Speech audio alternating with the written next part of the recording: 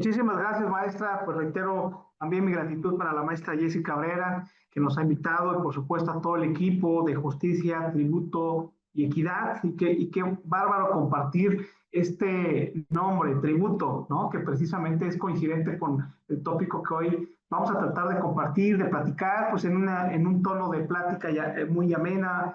Y para ello, pues, exhorto, invito a los compañeros que nos acompañan generosamente en este tiempo, que con toda libertad, si tienen alguna inquietud y podamos interactuar, pues para mí será mucho mejor hacer de esto un diálogo, una plática y poder, pues, como su nombre lo dice, tributo, poder contribuir ahora con algunas ideas que se han desarrollado a lo largo de este tiempo, y yo encantado de estar aquí con ustedes. Y bueno, decía Justicia, Tributo y Equidad, que es el nombre que lleva esta honorable organización de capacitación, que además le felicito porque tienen una amplia trayectoria. He visto desfilar a disertantes de una alta capacidad, de verdad, les felicito. Y bueno, tributo de latín tributum, ¿no? Es decir, la cosa que aportamos, recordando aquellas épocas romanas donde se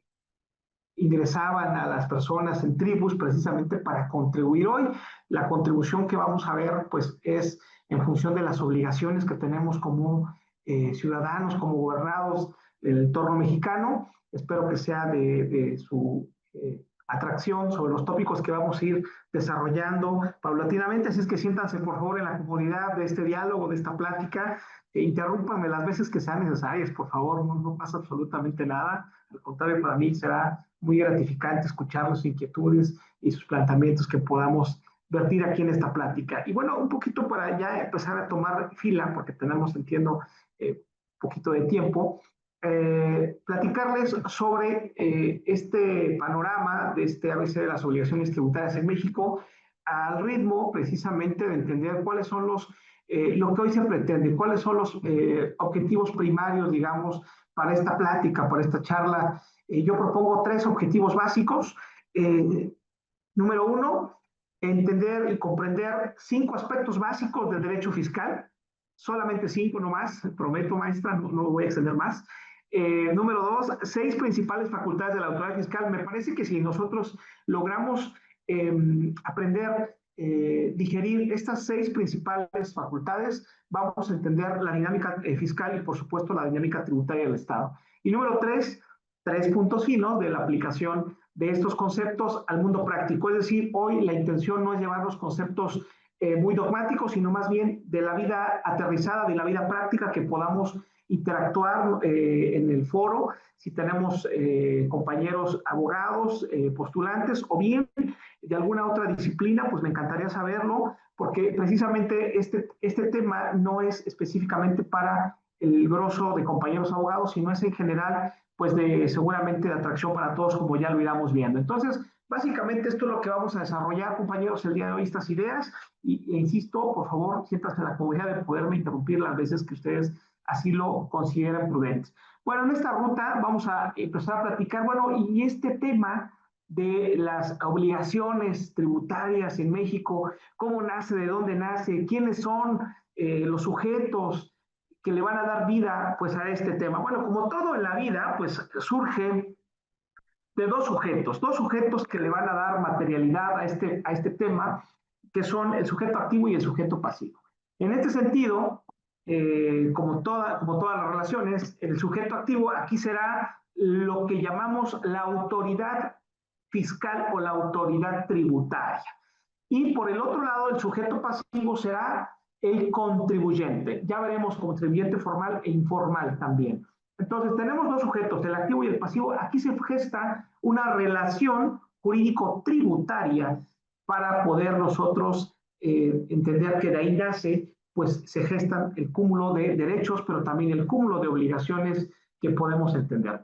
Respecto al lado del sujeto activo, me gustaría rápidamente precisar que ¿quién es ese sujeto activo? La autoridad fiscal. Pero ¿quién es la autoridad fiscal? Porque ya en la práctica solemos hablar indistintamente en un lenguaje muy sencillo de la Secretaría de Hacienda, ¿no? Cuando hablamos de temas tributarios o fiscales, solo pensamos en Hacienda.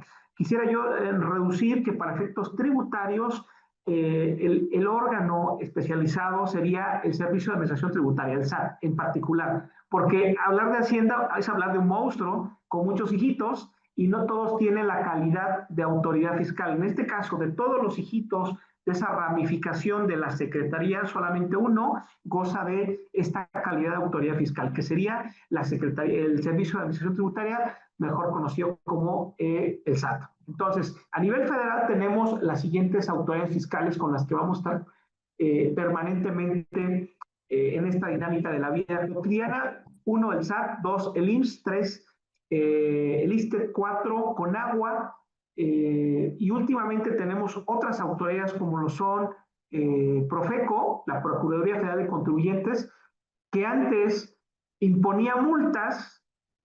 Por ahí todos los que hemos ido a algún restaurante, algún establecimiento de consumo, hemos visto que de repente ya está el letrero de Profeco que dice que multa, clausura o suspensión. Bueno, cuando imponían las multas o las sanciones pecuniarias, no tenían la posibilidad de cobrarlas. Entonces, recientemente, algunos años ya le dieron esta facultad y por ello ya la consideramos una autoridad recaudatoria, a Profeco. De la misma suerte, el INPI, el Instituto Mexicano de la Propiedad Industrial, también con motivo de la imposición de sus multas, ya es una autoridad que puede imponer y recaudar, digamos, sus sanciones. Entonces, el abanico va creciendo, las autoridades tributarias o fiscales van creciendo a medida que avanzamos en nuestro paso por esta tierra. Y bueno, esas son las autoridades federales. A nivel local, pues todas las secretarías de finanzas de todas las entidades, y a nivel municipal tenemos la tesorería municipal, de recaudación o receptoría de rentas, como le llaman en algunos municipios a lo largo de la República. Estas van a configurar los sujetos activos, es decir, la autoridad fiscal. Y del otro lado, pues tenemos nada más y nada menos que al contribuyente, persona física o moral. En este caso, la persona, digamos, física o moral, y con sus variedades laborales, ¿no? Las que tenemos en la Ley General de Sociedades Mercantiles, pero también aquellas unimembres, es decir, aquellas sociedades que se forman por un solo miembro. Me refiero, por supuesto, a las actuales sociedades por acciones simplificadas. Y bueno, una vez que ya establecimos quiénes son los sujetos de esta charla, que es la autoridad fiscal y el contribuyente, entonces tenemos que entender que frente a este binomio inseparable, esto es como un matrimonio, ¿no? No todo en la vida es color de rosa, maestra. De repente nos enojamos, de repente nos estiramos. Y bueno, y en esto nace precisamente, en esta suscripción, digamos, nace las obligaciones fiscales. Estas obligaciones fiscales tienen un símil como si fuera en materia penal cuando hablamos de la tipicidad. Es decir, acá nuestra conducta tendrá que encuadrar perfectamente en el dispositivo normativo y es ahí cuando se actualiza la obligación fiscal. Técnicamente le llamamos el hecho imponible y el hecho generador, que da lugar pues al nacimiento de la obligación que podemos tener como ciudadanos o como contribuyentes. Básicamente habría que entender que hay 3 tipos de obligaciones de forma general que parten del derecho civil incluso, que es la obligación de dar, de hacer y de no hacer. Si resumimos el catálogo de la legislación fiscal, podemos decir que estos 3 grandes rubros es donde de manera muy genérica podemos segmentar nuestras obligaciones. De dar, pues pagar; de hacer, presentar mis declaraciones; y de no hacer, pues por supuesto no cometer conductas que estén consideradas como delictivas, como es el caso de la defraudación fiscal, ¿no? Por ejemplo. Entonces, frente a esta organización, nace este concepto de la personalidad. Es decir, que para nosotros desarrollar nuestras obligaciones fiscales, aquí quiero hacer un acento en este concepto de la personalidad se ha estudiado para los que son abogados, pues en la materia civil, ¿no? Hemos estudiado el concepto de atributos de la personalidad, pero que viene a colación aquí en la materia fiscal de manera muy, muy importante. Hemos tenido casos, compañeros, donde la autoridad les ha hecho procedimientos sancionadores, procedimientos incluso punitivos, y de repente resulta ser que Everardo Cisneros por el cual estaba la autoridad sancionando o a quien estaba imputando una conducta delictiva, no era el que pensaba, porque hay un tema de homonimia. Y ya de algunos años para acá se resolvió con la famosa homoclave que tenemos todos en nuestro registro federal de contribuyentes, 3 dígitos alfanuméricos que nos van a distinguir uno de otro, pero que esto no es tan lejano. Hace algunos años apenas, y constantemente se repite, la autoridad fiscal envía cartas de invitación a los correos, tanto físicos como sobre todo los virtuales, por supuesto al buzón tributario, empieza a mandar correos masivos de bases de datos de personas que a veces ni siquiera están activas en el registro federal de contribuyentes, pero que hay un tema de homonimia. O sea, hay que tener mucho cuidado con el tema del nombre, insisto, porque puede ser que no seamos nosotros, sino un tema de homonimia. Hay que tenerlo muy, muy presente. Otro atributo de la personalidad, bueno, y aquí los que se vayan acordando de los atributos de la personalidad, por supuesto, pueden participar. Gloria, Verónica, Fanny, bueno, Juan Manuel, todos los que estén en condición de participar, me encantaría que me ayudaran a recordar estos temas, ¿no? Entonces tenemos el nombre, el domicilio. Yo le preguntaría aquí al foro, si así me lo permite el formato, porque yo soy muy de interactuar, perdón, si el foro me lo permite, hablando de domicilio fiscal. ¿Cuántos de los que estamos aquí en este foro tenemos en nuestra constancia de situación fiscal o dados de alta, vamos a llamarlo en un lenguaje muy sencillo, ante el SAT, nuestro domicilio fiscal y que sea coincidente con el domicilio en que habitamos o en el domicilio en que vivimos? ¿Cuántos de los que estamos aquí coincide el domicilio fiscal con su domicilio particular? Bueno, ya por lo menos, gracias, Jackie. Vi una manita por ahí levantada. Entonces, fíjense nada más. Y si hacemos una estadística, vamos a darnos cuenta a Nelly. Gracias, Nelly. También Nelly y otros tantos compañeros tenemos el mismo domicilio fiscal que el personal o el concubinal o el conyugal. No pasa nada, ¿eh? Si dicen conyugal, ya, no pasa nada.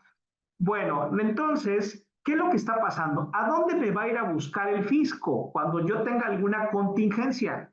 Ojo, no estoy diciendo que voy a ser incumplido con mis obligaciones tributarias, pero ya nos ha pasado que de repente le soltamos la clave, la cuenta bancaria, los datos a nuestros queridos amigos, compañeros, contadores, a quienes aprecio mucho, por supuesto, pero que de repente, por alguna razón, el contador no presentó nuestras declaraciones. Por alguna razón tenía el token y no hizo el pago de los impuestos o tributos.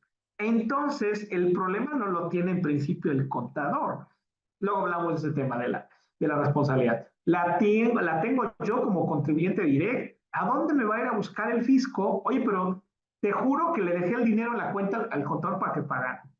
Te juro que le pasé la información, pero no presentó las declaraciones. ¿A dónde me va a ir a buscar la autoridad? A mi domicilio fiscal, es decir, a mi casa, a donde vivo, a donde está mi familia, mi entorno, y es ahí donde vamos a tener ese primer lamentable evento que puede llegar desde algo mínimo como una notificación hasta algo superior como un requerimiento o algo máximo como el propio embargo.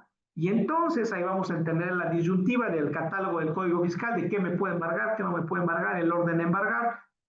Pero todo eso se puede evitar. Por eso el atributo de la personalidad como domicilio para efectos fiscales, recomiendo aquí como primer obsequio de esta plática que revisen algo que se llama su constancia de situación fiscal, que entren a su dispositivo el SAT para que puedan ustedes ver dónde está, lo actualicen y entonces van a preguntar, oye, Everardo, ¿y cuál es el domicilio correcto que debo señalar a la autoridad por tema de prevención de lo que acabo de decir, ¿no?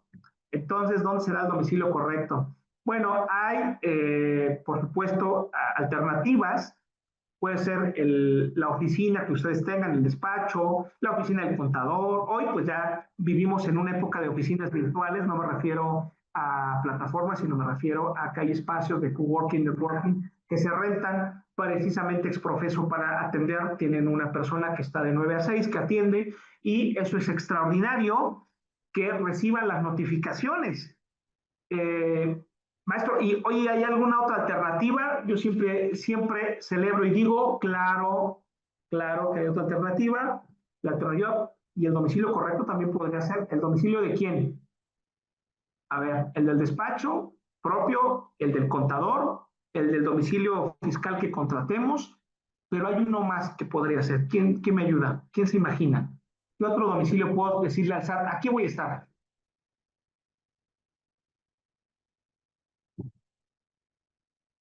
¿Está bien? A ver, ¿qué otra alternativa pudiera ser? Aquí nos ponen un mensajito y dice, a ver, saludos, estimado Fernando, hasta Coahuila. Muchas gracias por acompañarnos. Dice Mauricio, algo que no se toma en cuenta es el robo de la información personal. Sí, es muy importante. Luego, si me da oportunidad, hablamos de ese tema de la protección de los datos. Claro que sí. Bueno, pues por supuesto, existen alternativas para señalar los domicilios fiscales. ¿Alguien dijo suegra? No, por favor, la suegra no me la molesten, por favor. Hay que cuidarla. Bien, hay alternativas para señalar, pero ojo, cuidar mucho, la línea fina es cuidar el domicilio particular. Eso sí, se lo quiero dejar muy en claro. Entonces, eh, tenemos entonces, ¿qué otro atributo de la personalidad tenemos? Perdón, ¿sí se está viendo la presentación? Porque ya no.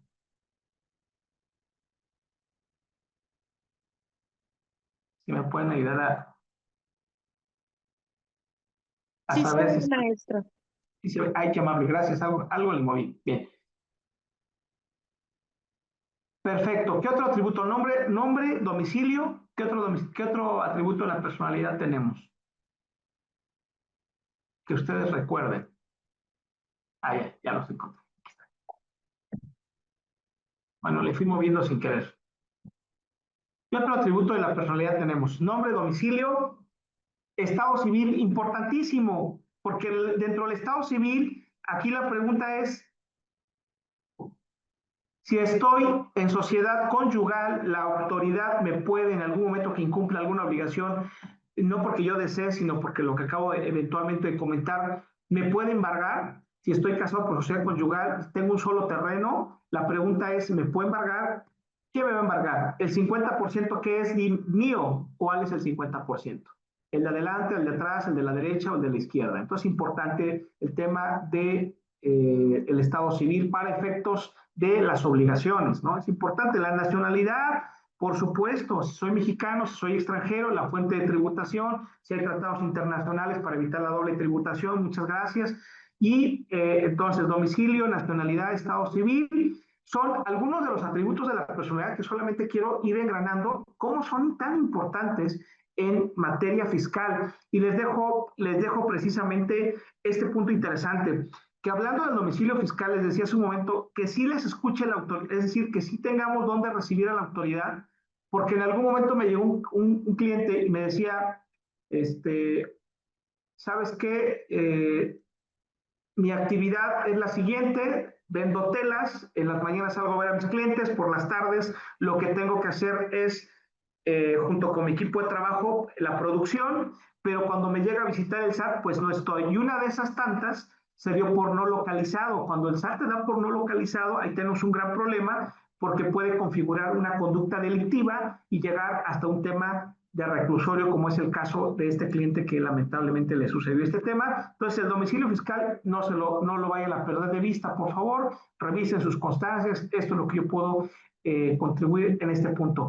Bien, ahora, ya entendí que son dos sujetos, el activo y el pasivo, ya entendí que nace la obligación con mi acción u omisión y que esta acción o omisión esté prevista en una ley preliminar.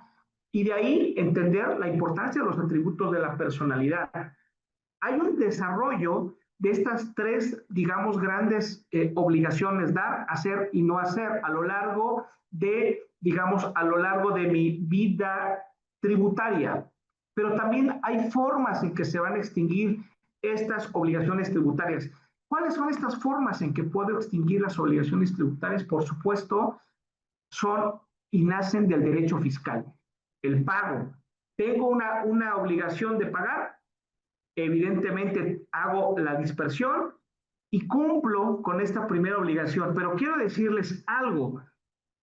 El hecho de, por ejemplo, en materia de sanciones, cuando tengo una multa, el hecho de pagar no implica el consentimiento. Es decir, mucha gente piensa, ya pagué, ya no puedo hacer nada. No, pago para no tener, digamos, consecuencias diversas, pero pago e impugno para efectos de una devolución. Entonces, tenemos el pago, tenemos la condonación. Les quiero platicar, y esto a lo mejor les alivia a muchos lo que voy a decir a continuación, eh, porque el año pasado precisamente se expide el decreto por el cual se otorga un estímulo fiscal vía, digamos, condonación, y el Estado te perdona, vamos a llamarle así, accesorios. Y esto está increíblemente importante porque mucha gente ahorita tiene problemas de esta naturaleza que tiene que pagar impuestos de muchos años para atrás, y este decreto le va a permitir regularizarse. ¿Desde qué año? 2023 hacia atrás, todo lo que tenga de 2023 para atrás, le va a perdonar el Estado mexicano a través de este decreto, a través de la autoridad fiscal, le va a perdonar los accesorios. ¿Cuáles son los accesorios? Multas, recargos y gastos de ejecución. Si tú haces un análisis rápido, esto pasa como las deudas que tenemos de Electra o de Coppel, ¿no? Es exactamente la misma mecánica. Pides un peso y ¿cuánto terminas pagando?